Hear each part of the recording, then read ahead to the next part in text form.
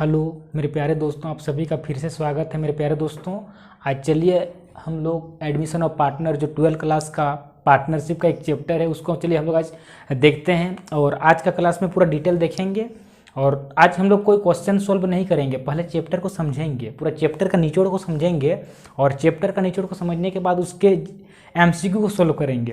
Next class में हम लोग इस चैप्टर के MCQ को सॉल्व करेंगे। मैं आज क्वेश्चन सॉल्व नहीं कराऊंगा, लेकिन आज का क्लास बहुत इंपॉर्टेंट है। इंपॉर्टेंट इसलिए है क्योंकि आज का क्लास को अगर आप लोग ढंग से देखें, अच्छा से देखें, लास्ट तक देखें, तो इस चैप्टर से आप लोगों का डाउट पूरा कंप्लीट हो जाएगा, मतलब डाउट खत्म हो जाएगा। और मैं पूरा कंप्लीट इस चैप्टर का निचोड़ बताने वाला हूँ। तो देखिए एडमिशन ऑफ पार्टनर में होता क्या है कि सपोज मान लेते हैं कि कोई पार्टनरशिप फर्म है जिसमें A और B पार्टनर है, तो कोई थर्ड पार्टनर आ गया। जैसे मान लेते हैं A B है, एक तीसरा पार्टनर आ गया C, ठीक है, या फिर PQR पार्टनर है, एक नया पार्टनर आ गया S। तो इस प्रकार से जब पुराने साझेदार हैं और उनके अलावा कोई अगर नया साझेदार आता है तो उसे हम लोग साझेदार का प्रवेश कहते हैं, पार्टनर्स का एडमिशन कहते हैं, एडमिशन ऑफ ए पार्टनर कहते हैं। तो उदाहरण लेते हैं ABC का।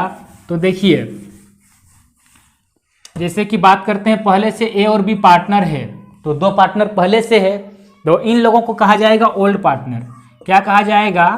ओल्ड पार्टनर्स कहा जाएगा, पुराने साझेदार, ठीक है। अब बात करते हैं कि इस पार्टनरशिप में एक नया साझेदार आ रहा है जिसका नाम मान लेते हैं C है, तो न्यू पार्टनर कौन आएगा? तो न्यू पार्टनर जो आ रहा है उसका नाम मान लेते हैं C है। अब हम लोग समझते हैं कि नया पार्टनर आता क्यों है, क्या दो जन सफिशिएंट नहीं है? तीसरा पार्टनर का आने के पीछे क्या रीजन है? तो देखिए किसी भी पार्टनरशिप में जब कोई नया पार्टनर आता है तो नया पार्टनर के आने के पीछे बहुत सारे कारण रहते हैं। हो सकता है कि जिस फर्म में A और B काम कर रहे हैं, अब इन लोगों को लग रहा है कि नहीं, अब एक थर्ड पर्सन भी आना चाहिए ताकि थोड़ा काम में सहूलियत मिले। हो सकता है कि कैपिटल कम पड़ रहा है, तो अगर C आएगा तो अपने साथ कुछ धनराशि लाएगा, तो जिस कारण से पूंजी बढ़ेगा, कैपिटल बढ़ेगा। और यह भी कारण हो सकता है कि A और B चाहते हैं कि अपना फर्म का आकार को बड़ा करें, तो जिस कारण से एक पार्टनर का रिक्वायरमेंट पड़ा। तो बहुत सारे कारण होते हैं जब किसी पार्टनरशिप में एक नया पार्टनर का आने के पीछे। तो मेरे प्यारे दोस्तों, सपोज मान लेते हैं कि आ गया, किन्हीं कारणों से आ गया, भले वो पूंजी की कमी हो रहा था इसलिए आया, या फिर अपने कार्य क्षेत्रों में विस्तार करना चाहते थे इसलिए C को किन्हीं न किन्हीं कारणों से मान लेते हैं कि C को प्रवेश दिए। तो जैसे कि मान लेते हैं कि C आ गया नया पार्टनर के तौर पर, तो जब भी कोई नया पार्टनर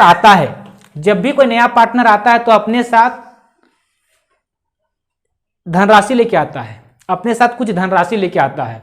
और सपोज मान लेते हैं कि कुछ धनराशि लाएगा, तो किन किन नाम पर धनराशि लाएगा? तो जब भी कोई नया पार्टनर आता है तो उसको सबसे पहले कैपिटल यानी कि पूंजी लाना पड़ता है, ठीक है, कैपिटल लाना पड़ता है। और क्या लाना पड़ता है?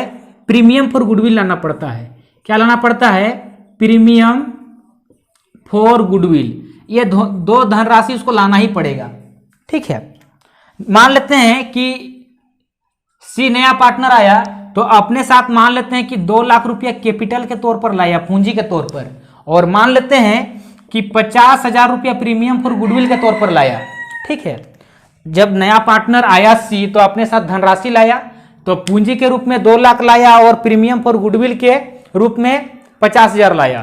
तो देखिए ये जो पूंजी के रूप में लाया जितना भी अमाउंट पूंजी के रूप में लाया, तो इस पूंजी के रूप में लाए गए अमाउंट को फर्म में लगा दिया जाएगा। कहां पर लगा दिया जाएगा? फर्म में लगा दिया जाएगा, यानी कि बिजनेस में लगा दिया जाएगा। अच्छा, अब बात करते हैं कि प्रीमियम फॉर गुडविल के तौर पर जो भी राशि लाया है, जो भी धनराशि लाया है, इस राशि का क्या किया जाएगा?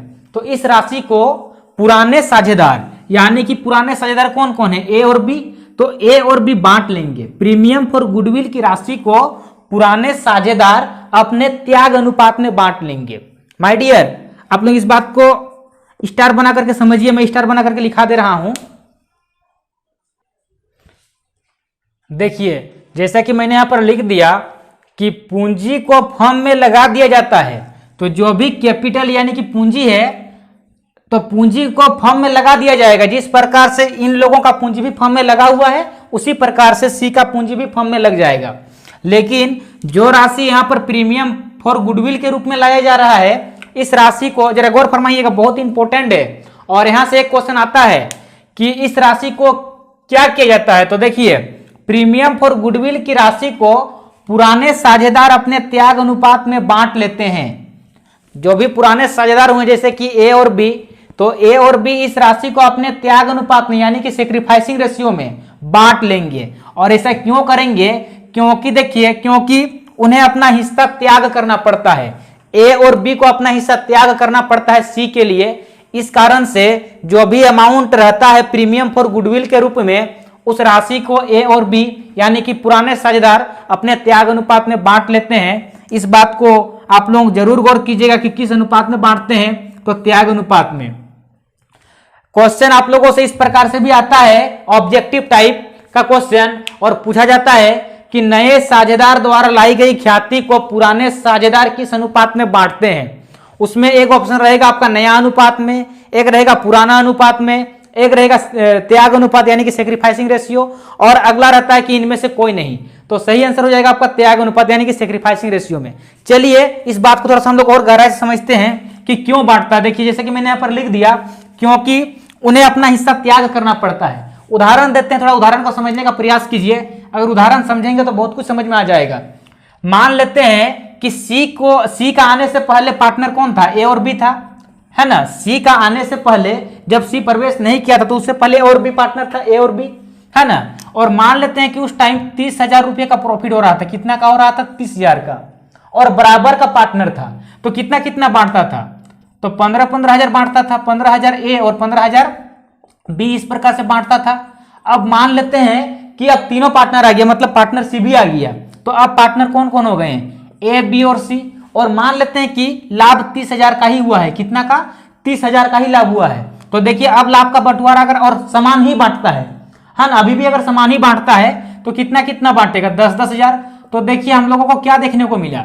देखने को यही मिला कि ए और बी अपना हिस्सा त्याग किया, सेक्रीफाइस किया, है ना। और जिस कारण से इनका हिस्सा घट गया। देखिए, पहले 15-15 मिल रहा था और अब 10-10 मिल रहा है। तो हम कह सकते हैं कि सी के लिए ए और बी ने अपना हिस्सा त्याग किया। तो त्याग किया मतलब इन लोगों का हिस्सा घट गया, कमी हुआ, और जिस कारण से उस कमी का हल्का फुल्का भरपाई हो पाए, उस कमी का क्या हो पाए? हल्का फुल्का भरपाई हो पाए, जिस कारण से प्रीमियम फॉर गुडविल की राशि को पुराने साझेदार अपने त्याग के अनुपात में बांट लेते हैं। आई होप आप लोग समझ गए होंगे। देखिए, चलिए हम लोग और समझते हैं आगे। अब चलिए देखते हैं कि जब भी कोई नया पार्टनर प्रवेश करता है, जब भी कोई साझेदार प्रवेश करता है, तो उस समय कौन कौन से हम लोगों को समायोजन करने पड़ते हैं, यानी कौन कौन से एडजस्टमेंट करने पड़ते हैं। तो देखिए, जब भी कोई नया पार्टनर प्रवेश करता है तो देखिए यहाँ पर हमने लिख दिया है इत्यादि हम लोगों को समायोजन करना पड़ता है। तो देखते हैं क्या क्या समायोजन करना पड़ता है। तो देखिए, जब भी कोई पार्टनर प्रवेश करता है तो उस कंडीशन में हम लोगों को नए अनुपात की गणना करना पड़ता है, यानी कि न्यू रेशियो निकालना पड़ता है। उसके बाद त्याग अनुपात निकालना पड़ता है, सेक्रीफाइसिंग रेशियो निकालना पड़ता है, फिर ख्याति का मूल्यांकन करना पड़ता है, गुडविल निकालना पड़ता है, गुडविल का कैलकुलेशन करना पड़ता है। उसके बाद पुनर्मूल्यांकन खाता यानी कि रिवैल्यूएशन अकाउंट बनाना पड़ता है। और कोई भी अगर संचय रहे या फिर संचित लाभ या हानि रहे तो उसका भी समायोजन करना पड़ता है। और उसके बाद अंत में क्या करना पड़ता है? उसके बाद हम लोगों को अंत में पूंजी का समायोजन करना पड़ता है, यानी कि कैपिटल का एडजस्ट करना पड़ता है, एडजस्टमेंट ऑफ कैपिटल। तो इत्यादि हम लोगों को समायोजन करना पड़ता है जब भी कोई पार्टनर प्रवेश करता है तब। अब देखते हैं कि हम लोगों को क्या क्या लेखांकन व्यवहार करना पड़ेगा, है ना। ये तो समायोजन रहा। अब देखते हैं क्या क्या लेखांकन व्यवहार करना पड़ता है। तो देखिए, क्वेश्चन में हम लोगों को रिवैल्यूएशन अकाउंट बनाना पड़ सकता है, और रिवैल्यूएशन अकाउंट का ही एक दूसरा नाम है profit and loss adjustment account. क्या account? Profit and loss adjustment account. Question में कहेगा, जैसा कहा जाएगा वैसा ही बनाएंगे, अपने से कुछ नहीं। क्वेश्चन में जैसा कहा जाएगा वैसा ही बनाएंगे। पार्टनर्स कैपिटल अकाउंट बनाने कहा जा सकता है, पार्टनर्स कैपिटल अकाउंट। और अगर पार्टनर का कैपिटल फिक्स रहा तो उस कंडीशन में पार्टनर्स करेंट अकाउंट भी बनाने कहा जा सकता है। उसके बाद हम लोगों से बैलेंस शीट बनाने कहा जा सकता है, न्यू बैलेंस शीट। तो इत्यादि हम लोगों से क्वेश्चन में बनाने के लिए कहा जा सकता है। क्वेश्चन में जैसा कहेगा हम लोग वैसा बनाएंगे। इनके अलावा भी कभी कभी कैश अकाउंट हुआ, कभी कभी लोन अकाउंट हुआ, इत्यादि भी हम लोगों से बनाने कहा जा सकता है। लेकिन मुख्यतः कभी कभी जर्नल एंट्री हुआ है ना, जर्नल एंट्री भी एक मेजर रोल निभाता है, जर्नल एंट्री। तो इत्यादि हम लोगों को इस चैप्टर में समायोजन करने पड़ेंगे, यानी कि अकाउंटिंग ट्रीटमेंट करना पड़ेगा। ठीक है, तो इस प्रकार से हम लोग देखेंगे पूरा चैप्टर में। तो इस प्रकार से हम लोगों को इस चैप्टर में जो भी करना पड़ता है यही सब करना पड़ता है, इसके अलावा और कुछ ज्यादा है नहीं। चैप्टर बड़ा ही सिंपल है। तो इस प्रकार से मैंने आप लोगों को चैप्टर का समरी बताने का प्रयास किया। आई होप आप लोग समझ गए होंगे, और इस चैप्टर के हम लोग क्वेश्चन को भी बनाएंगे। लेकिन उससे पहले हम लोग इस चैप्टर के जितने भी एमसीक्यू हैं, है ना, उस एमसीक्यू क्वेश्चन को सोल्व करेंगे। काहे कि आप लोगों का जो अभी एग्जाम आएगा तो उस एग्जाम में एमसीक्यू ही क्वेश्चन में पूछा जाएगा। तो अभी मेरा मेन टारगेट है कि मैं चैप्टर को आप लोगों को समझा रहा हूं और उसके बाद उसका एमसीक्यू करा दूंगा। उसके बाद जैसे ही मेरा एमसीक्यू सेशन कंप्लीट हो जाएगा, जितने भी चैप्टर सिलेबस में आप लोगों को पढ़ने हैं सारे को मैं शॉर्टकट में समझाऊंगा, उसके बाद उसका एमसीक्यू करा दूंगा और उसके बाद हम लोग उस चैप्टर के क्वेश्चन को सोल्व करेंगे। तो मेरे प्यारे साथियों, इस चैप्टर का एक निचोड़ लगभग आप लोग उसका एक समरी टाइप से समझ गए होंगे। अब आप लोग इस चैप्टर के एमसीक्यू को आसानी से समझ सकते हैं। तो मैं नेक्स्ट क्लास में इस चैप्टर के एमसीक्यू को आप लोगों को सोल्व कराऊंगा, उसके बाद में हम लोग क्वेश्चन आंसर सोल्व करेंगे। तो मेरे प्यारे साथियों, अगर वीडियो अच्छा लगा तो लाइक जरूर कीजिएगा, और चैनल में अगर नए हैं तो सब्सक्राइब भी कीजिए, और अपने सभी को बता दीजिए भाई बंधुओं को कि इस चैनल में हम लोग अच्छे से पूरा पढ़ रहे हैं। अभी जो एग्जाम आ रहा है पहले हम लोग उसको फोकस किए हुए हैं, एमसीक्यू को प्रिपेयर कर रहे हैं, और एमसीक्यू प्रिपेयर हो जाने के बाद हम लोग क्वेश्चन को सोल्व करेंगे और पूरा डिटेल में हम लोग पढ़ेंगे। तो मेरे प्यारे साथियों, आप लोग जुड़े जाइए, रेगुलर हम लोग इसमें हम लोग लगे हुए हैं, रेगुलर आप लोगों को क्लास मिल रहा है। एक भी दिन ऐसा नहीं कि क्लास नहीं मिल रहा है, और मेरा मेन टारगेट है कि एग्जाम से पहले आप लोगों को मैं कंप्लीट पढ़ा दूं। तो आप लोगों को जरूर मैं कंप्लीट पढ़ा दूंगा मेरे प्यारे दोस्तों, आप लोगों को समय से पहले ही सिलेबस कंप्लीट करा दूंगा। मेरे प्यारे साथियों, मिलते हैं अगला वीडियो में। आप लोग घर में रहें, सुरक्षित रहें और मैक्सिमम रिवीजन करते रहें। मिलते हैं अगला वीडियो में। धन्यवाद।